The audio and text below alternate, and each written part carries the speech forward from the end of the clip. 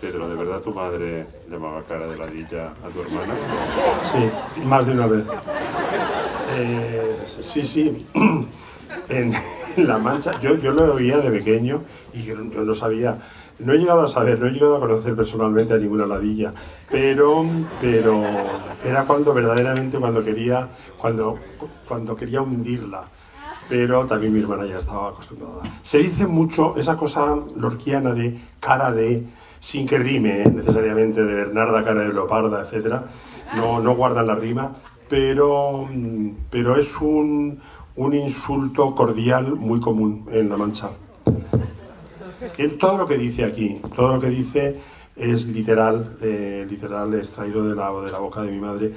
Y en La Mancha es que se tiene un modo particularísimo de hablar, que yo no sé muy bien cuáles son los orígenes. Por ahí han pasado, todas las invasiones han pasado, ellos nunca han reaccionado, los manchegos, y siempre han ido dejando algo, y en el lenguaje se nota mucho. Por ejemplo, nunca sé qué significará, por qué, por ejemplo, cuando los niños, que eso era habitual en los años 50, íbamos, yo no sé si iba así, la verdad, porque siempre he sido muy púdico, incluso a esa edad. A los 2 o 3 años, desnudos, nada más que con una camiseta, le llamaban, fíjate, parece un andorrano. Y yo me preguntaré, que no den cuenta de para lo que sirve Andorra ahora mismo, que tendrían que ver los niños aquellos que van descalzos y sin pantalones con un andorrano, pues lo decían. Eran otros tiempos. Sí. Marisa, has estado muchas veces dentro del mundo de Almodóvar, pero antes me comentabas que quizá en esta película es donde habías llegado a un nivel más cercano a Pedro, ¿no? Sí, ya he tratado de explicarlo antes un poco. Es que a mí me parece, y lo ha dicho hace un poco, que esta es una película muy íntima, probablemente de las más íntimas y más personales, aunque todo su cine es muy personal, pero La flor de mi secreto tiene eso, tiene una flor y un secreto, que nada más conocerle un poco, te das cuenta hasta qué punto ese mundo está ahí, vamos, en carne viva, ¿no? Y bueno, y por eso me gustó tanto hacerla. No, fue una época muy feliz. La flor de mi secreto, de todo, no recuerdo muy bien exactamente la frase. Es una frase que está incluida en alguna oración mayor de Valentín, de Juan Gil Albert. Lo digo por si interesa a alguien, ahí está. Yo he preguntado hasta qué punto, porque hay veces con tus personajes protagonistas dan la sensación que son casi como un alter ego, ¿no? Y en este caso, esa dualidad entre el artista popular abrumado de éxito, haciendo un arte de entretenimiento, y luego el artista solitario que sufre, que tiene su vida oscura. ¿En qué medida, no? Amanda Gris o... En enorme medida. Yo no sé si lo había dicho antes en alguna entrevista o no, y yo creo que nadie me lo había preguntado, pero absolutamente el personaje de Marisa es mi alter ego en esta película en muchos aspectos. Quiero decir, yo no me veo, quiero decir, no es literal, yo no hago esas concesiones que hace ella, que está contratada por escribir un género que le es antinatural. Hago el cine que quiero, etc. Pero sí que la soledad, ese tipo de soledad de ella, también la lucha incluso porque la identifiquen verdaderamente con quien es, esencialmente, e incluso también la relación, porque en las relaciones familiares que establezco, Rosy es mi hermana, pero la otra hermana no está reflejada, sino soy yo reflejado en Marisa. El modo de coleccionar, de inspirarse en páginas de sucesos y recortarlos, subrayar de pronto una frase, que en ese caso era porque acabo de leer, una frase de Millás, que era una mujer como condenada a la locura o a no sé qué. Todo eso me pertenece. Vamos, eso sería solo una cuestión de atrezo, pero el frame, que sale en inglés, fíjate, el marco del cuadro lleno de bolitas, también era algo que yo poseía. No lo había tirado nunca al suelo con esa violencia, ni habían tenido ese sentido de ruptura, pero todo eso también me pertenecía. Sus cuadros son cuadros que yo tengo también en casa, pero más allá de todo eso, algo esencial que no en lo anecdótico, porque yo ya te digo, no vivo con el peso de tener que entregar una obra en la que no me reconozco, pero sí, ella era la principal transmisora de mí mismo en ese momento. Sí, abrimos paso a vuestras preguntas. Hay un micro por aquí. Hay dos palabras.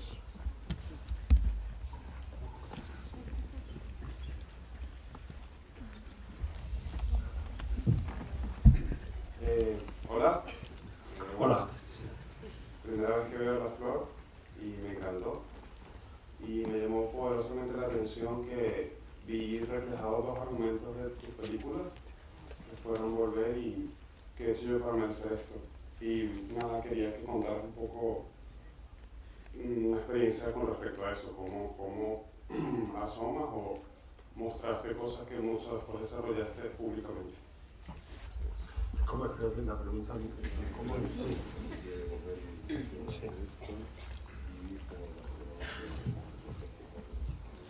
Sí, pues justamente has mencionado las otras dos películas.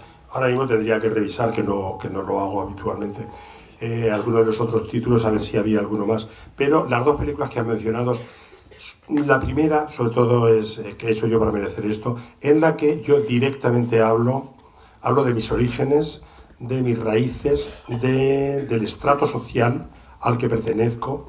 Y quiero decir, yo soy una persona que viene del pueblo buscando el éxito en la gran ciudad y que vivo en un barrio paralelo, el barrio de la Concepción, que es donde está rodada la película.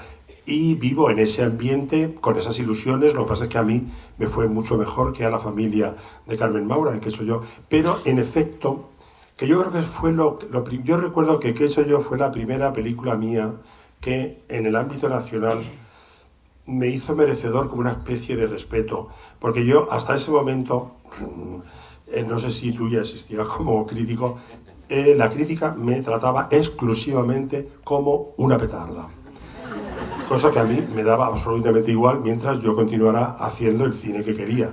Pero recuerdo también, y era una sensación que a mí me hace sonreír también, que cuando llegó ¿Qué he hecho yo? Era como, pues sí, pues este es moderno. Es decir, moderno siempre de un modo peyorativo, pero tiene corazón. Porque, quiero decir, pues yo nunca había ocultado, no solo, pero no había fabulado sobre ello, pues soy un manchego que viene de allí, que después nos mudamos a Extremadura y que yo vine a Madrid, quería hacer cine, trabajé en no hablo de la Telefónica, nunca hablo de un modo literal, nunca habéis visto un personaje que trabaje en la Telefónica, pero absolutamente era un relato donde yo hablo de mi genética. Y exactamente lo mismo ocurre con Volver. Volver, de hecho, tiene también mucho que ver con La Flor, sobre todo en la parte rural.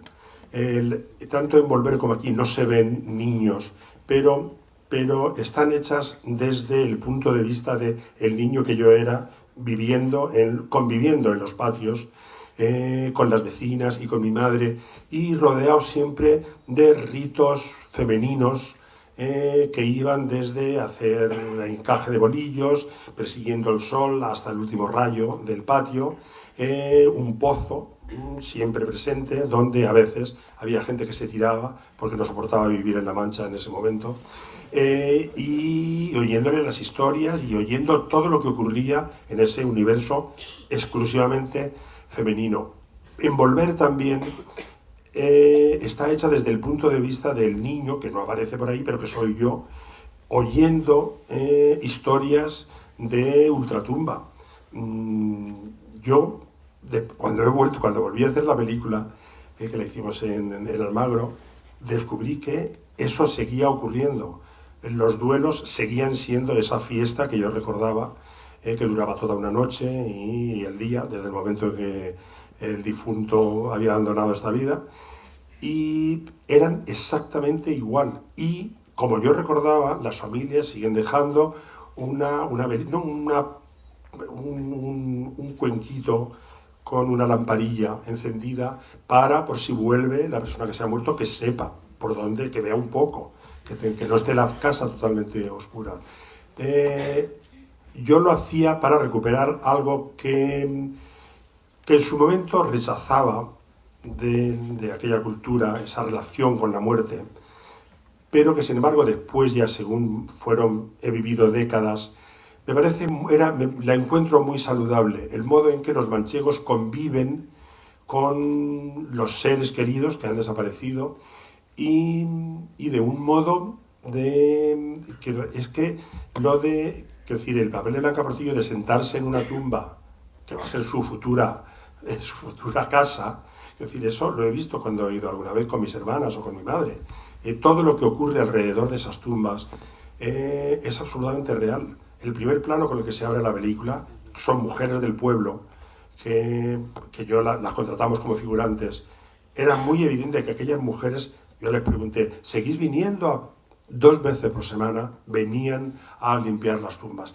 Entonces sí que hay un nexo entre las 3 películas que has nombrado, de un nexo directo, que tiene que ver con La Mancha, con mi familia, aunque bueno, yo espero que sean 3 historias distintas. Hola, Pedro. Ante todo, muchas gracias por permitirnos este espacio y permitirnos hacerte preguntas. Yo quisiera hacerte 2 preguntas puntuales que tienen que ver con la peli que vimos ahora, pero un poco en general con todas tus pelis. Yo noto que tú haces un cine muy exagerado. Esto es una crítica positiva, a mí me gusta mucho la exageración, muchos colores, y que los personajes también exageran mucho sus sentimientos. Sin embargo, nunca llegas a la caricatura, porque porque estos personajes son muy humanos. Sin embargo, esto yo lo noto mucho más en los personajes femeninos. Noto que no trabajas así los masculinos. Me gustaría saber si tú piensas que es así, o que yo esté entendiendo mal, y por qué dejas un poco a los masculinos sin tratarlos tan a fondo, sin mostrar cosas tan íntimas de ellos. Y la otra pregunta... Casi debería apuntar porque se me olvida. Bueno, bien, voy a memorizarla. Y la otra, bueno, tú eres un director que yo creo que a todos nos gusta mucho como director, eres un gran director, pero además eres un director muy famoso. Hay otros directores muy buenos que no son famosos. Y yo noto bien esta película, pero también he visto en otras películas tuyas que tú a veces muestras un personaje que es un creador, un artista, pero anónimo. Y tú eres cualquier cosa menos un anónimo. Tu cara la conocemos todos, tú eres muy famoso. No sé si está... haga, pobre de mí. No, pero está muy bien. Pero a eso voy con mi segunda pregunta. Tú al poner estos creadores anónimos, ¿qué estás haciendo? ¿Estás haciendo un homenaje al creador anónimo o de repente tú fantaseas y piensas qué sería de mí si yo fuera un creador anónimo? No sé, me gustaría que me explicaras un poco qué importancia tiene para ti la figura del creador anónimo en tu obra. Vamos a ver si consigo contestarte a la primera. Sí, en mi cinematografía hay mucho más papeles femeninos que masculinos y en el caso, por ejemplo, de películas como esta, el personaje masculino está en función del femenino. Es decir, yo no cuento la historia del papel de Imanol Arias, ni siquiera tampoco el de Chanove. Están en función de ella, son apéndices es lo que los americanos tenían un género que me enteré cuando llevando esto, y es un género que yo adoro, todas las películas que hacía Bette Davis, Women Picture, que eran películas, dramas en general, en los años 40, 50, alrededor de una mujer, cosa que Hollywood se ha olvidado ya de eso. Y esto sería una película que pertenece a ese género. Es una película en la que se cuenta básicamente la historia de una mujer, su circunstancia, y todo es alrededor de ella. Y los otros elementos están en función de ella. Entonces, yo ahora no me voy a poner a discutir, es muy tarde, para discutir cómo son mis personajes masculinos. Hay películas en que solo he hablado de hombres, y en algunos casos muy desde la parte más masculina, quiero decir, desde la genitalidad. Y que es, por ejemplo, Carne Trémula, o La Ley del Deseo, o Matador, o La Mala Educación. Sí es cierto que son personajes más sombríos que los personajes de las mujeres. Eso tendría que decírmelo un psiquiatra, pero la verdad es que yo no tengo mucho interés en preguntarles por qué mis personajes masculinos son más sombríos. Es cierto que a mí me excitan más como escritor y como director los personajes femeninos, y que los personajes masculinos, sería incapaz de hacer una comedia, por ejemplo, con personajes masculinos.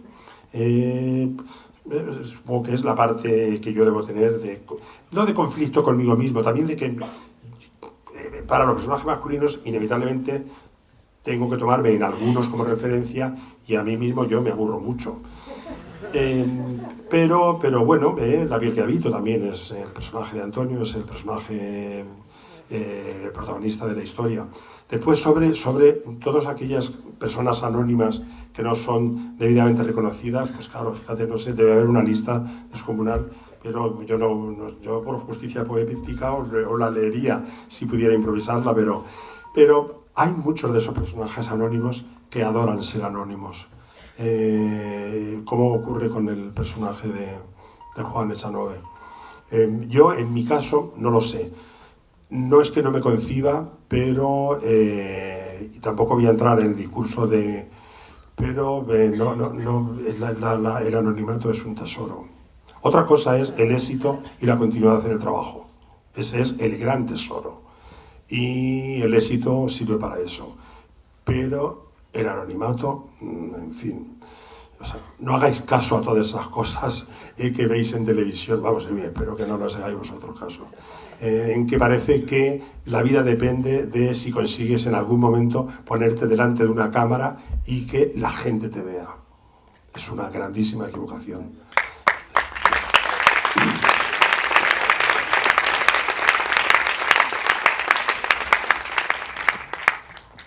Buenas noches, mi nombre es Ana y la pregunta va dirigida a Marisa y otra a Pedro.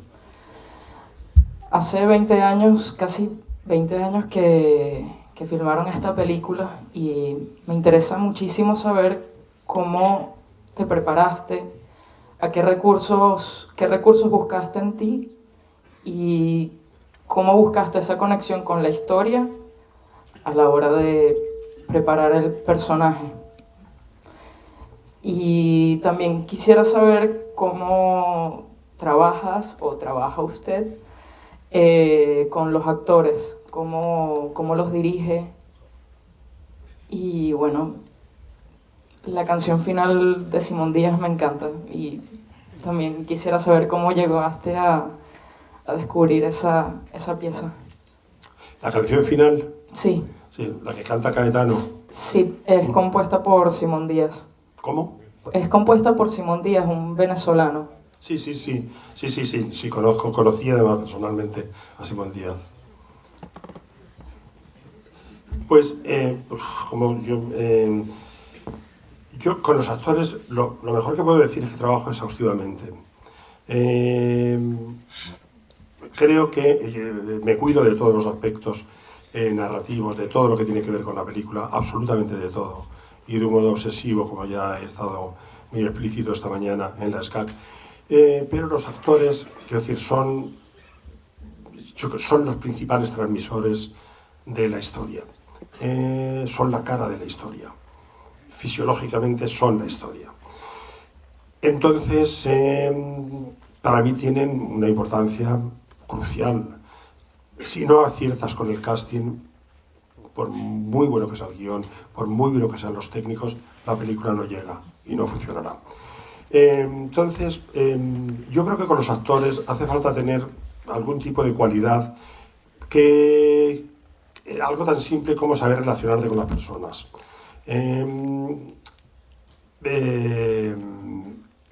porque no hay, yo no sé si en las escuelas se enseña a dirigir actores. Sí, hay clases de dirección de actores, al menos en las CACSI.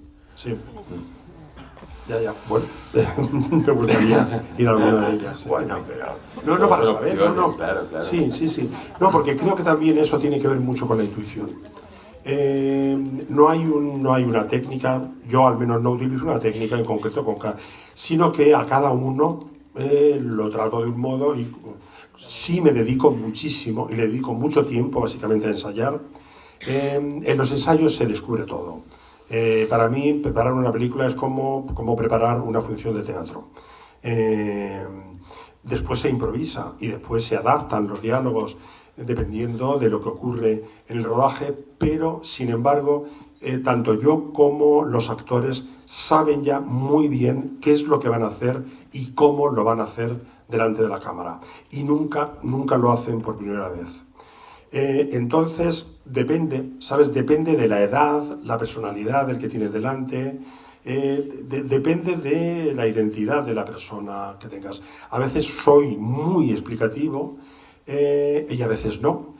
A veces, de pronto, dependiendo de las cualidades, pues prefiero utilizar solo el instinto y entonces doy poca información, pero eso lo hacía, por ejemplo, con Antonio Banderas en las primeras películas. O a veces, en el caso de Marisa o de Julieta Serrano, explicaba a fondo el personaje, lo hablábamos, las escuchaba sobre todo los diálogos. Con cada uno voy teniendo, pues como con las personas, un trato y un modo de dirigirlos. Y respecto a la última canción, yo conocí la versión de Caetano, que entre tú y yo me parece infinitamente más interesante que la del original. A mí, de hecho, me parece que es una canción llena de misterio, la versión de Caetano, las percusiones que le ha puesto.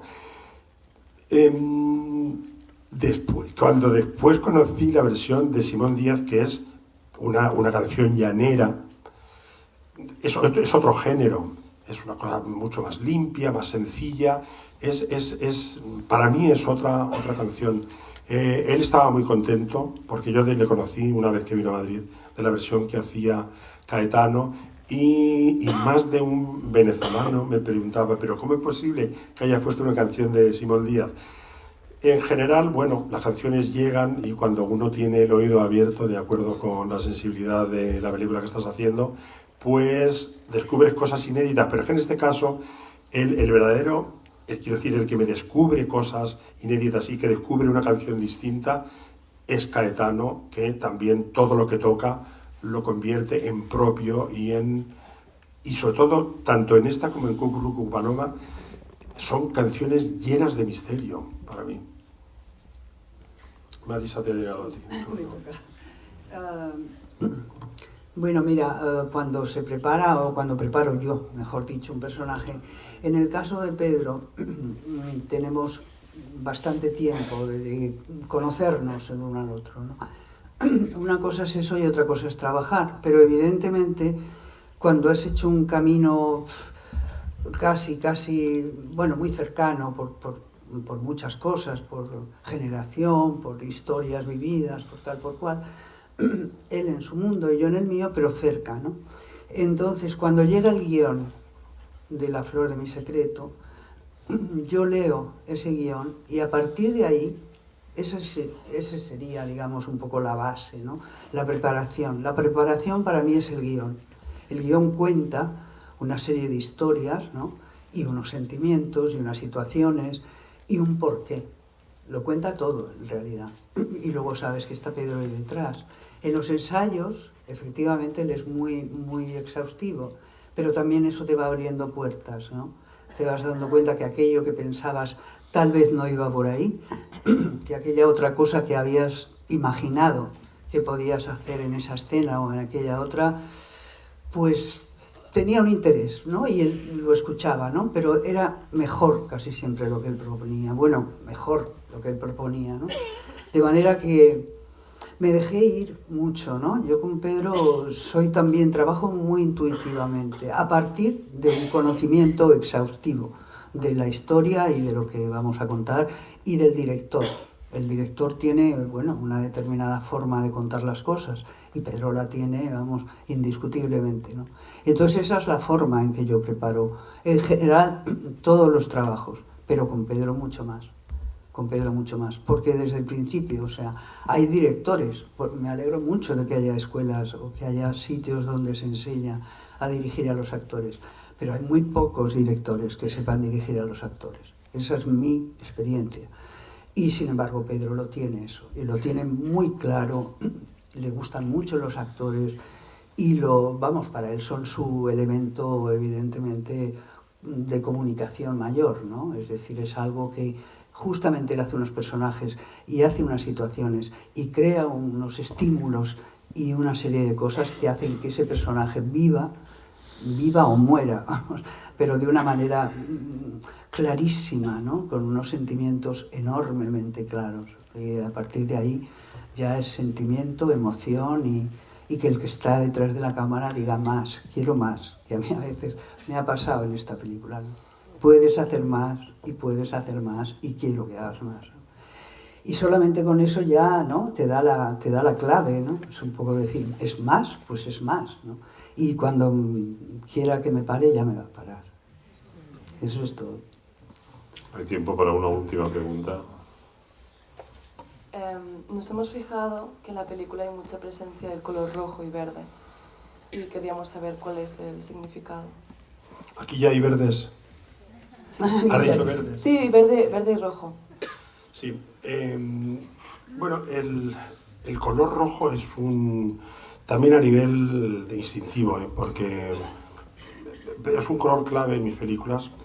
Es el color que se repite en la mayoría de los carteles y que está desde la primera película. El color verde no. El color verde reconocí que yo he tenido mucho cuidado hasta que he encontrado los verdes que podía utilizar, y lo decía también hoy esta mañana. Recuerdo perfectamente que el color verde empecé a utilizarlo, por ejemplo, en Átame, y a partir de ahí los colores, como la gente a veces se escandaliza y me dice, ¿tu casa es como de tus películas? Pues yo pensaba que no, pero después resulta que sí. Que digo, no, yo no. A los colores no es que uno se acostumbre, sino que, como con todo, si le pierdes el respeto, digo, en el sentido de no te comportas tímidamente con los colores conviven y son más armoniosos de lo que parece. Entonces, el rojo, yo no lo sé, no sé por qué utilizo tantísimo rojo, pero desde luego es un color con el que aparece en todas mis películas. Según esto es una butad, pero recuerdo que en un libro de Henri Michaud, que se llamaba algo que tenía que ver con bárbaros, hablaba de, no sé ahora si era Japón o China, que el color rojo es el color de los condenados a muerte. Entonces, digamos, si tomamos esa referencia, es el color de algo esencialmente humano, puesto que, bueno, es decir, la muerte es nuestro final natural. Entonces, después, por ejemplo, el color, yo vengo también de la cultura del pop, y de los años 60, que es el estallido de la cultura pop. Y en la estética del pop hay varios colores y sobre todo varias mezclas de colores, pero si podemos establecer un binomio inmediato, es el blanco y el rojo. Yo creo que aquí teníais un local, no sé si Flash Flash estaba solo con esos dos colores unido al negro, pero bueno, la decoración tenía blanco y rojo. Bueno, no sé si he puesto el ejemplo adecuado. Entonces, también yo me formé en esa década, y mis películas son muy deudoras de la estética de ese momento, en el cual el rojo es siempre esencial. Depende después con lo que lo combines, y se puede combinar con todo, aunque lo que pasa es que lo fagocita. Hay que tener mucho cuidado. Con el verde ahora mismo no tengo tanto. Me gustan mucho, por ejemplo, los verdes que yo ya he utilizado color utilizado, por ejemplo, si no era en vestuario con Marisa, eran verdes en una paleta que había escogido la diseñadora Sibila. El traje verde de Marisa en Tacones Lejanos, por ejemplo, que es un verde, no sé si os recordáis de la película, no tengo por qué definirlo, pero es un tipo de verde, no es porque...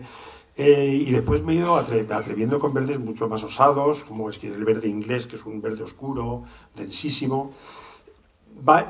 También ha dependido de, por ejemplo, el verde lo había utilizado muy poco y en los 90 empecé a soltarme.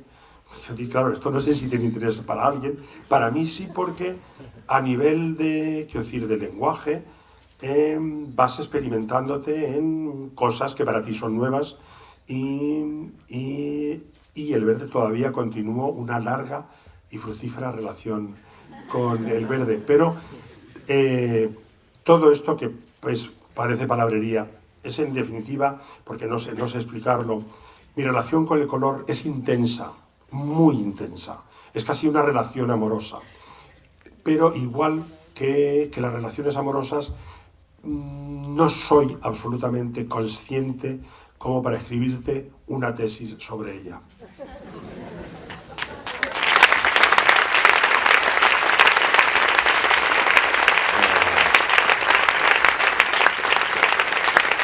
Para terminar, quería agradecer a Pedro Almodóvar, que ha venido vestido de rojo, y a Marisa Paredes, que ha venido vestida de blanco y negro. Si lo llego a saber, me he visto de verde, pero no era consciente hasta este momento. Pero en cualquier caso, gracias por estar aquí. Muchísimas Gracias por esta gracias velada. a vosotros, de verdad.